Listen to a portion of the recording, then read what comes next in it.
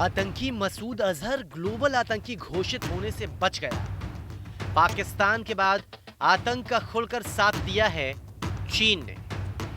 UN में चीन के वीटो से बाकी देशों की कोशिशें नाकाम हो गई और मसूद ग्लोबल आतंकी घोषित होने से बच गया।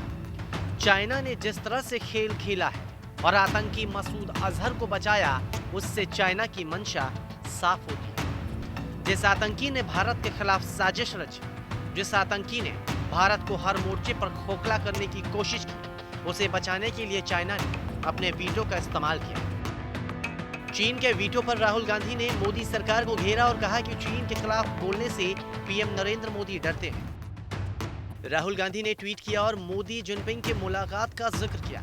साथ ही डिप्लोमेसी में गले मिलने और झूला झूलने के मुद्दे को भी उठाया। ट्वीट कर राहुल ने आरोप लगाया है, कमजोर मोदी शी जिनपिंग से डरे। अब चीन भारत के खिलाफ कार्रवाई करता है तो उनकी जुबान से एक शब्द नहीं निकलता।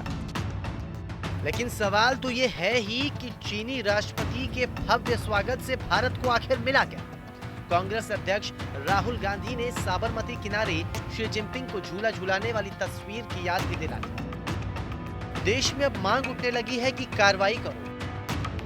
वैसे एक और जहां भारत सरकार की कूटनैतिक विफलता मानता हूं, मोदी सरकार ने जो वायदे किए थे, जो एक विश्वास दिलाया था कि उसने सारे दुनिया में वार्ता करके अपनी बात कहकर उनका समर्थन जीता है, वो एक बार फिर साबित हो गया कि चीन के साथ जो प्रयास किया गया था कूटनैतिक स्तर पर, वो फ्लॉप हो गया, फेल हो गया। आतंकवाद जो है वो केवल भारत की लड़ाई नहीं है, केवल भारत की समस्या नहीं है, पूरे विश्व के इंसान और इंसानियत और अमन की समस्या है।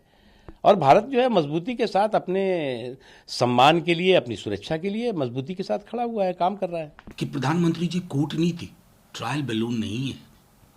झूला और आलिंगनबद्ध होना अपनी जगह, लेकिन अगर चाइना के बरक्स हम ये तक नहीं हासिल कर पा रहे हैं तो ये हमारी कूटनीति में कमी है और उस कमी को स्वीकार करना चाहिए इस हुकूमत को, बजाय इसके कि हम क्यों नहीं हासिल कर पाए। इस पर विचार तो होना चाहिए। मैं तो सीधे मानता हूं कि foreign policy is actually foreign to Narendra Modi ji. है ही नहीं। क्या कर रहे हो आप?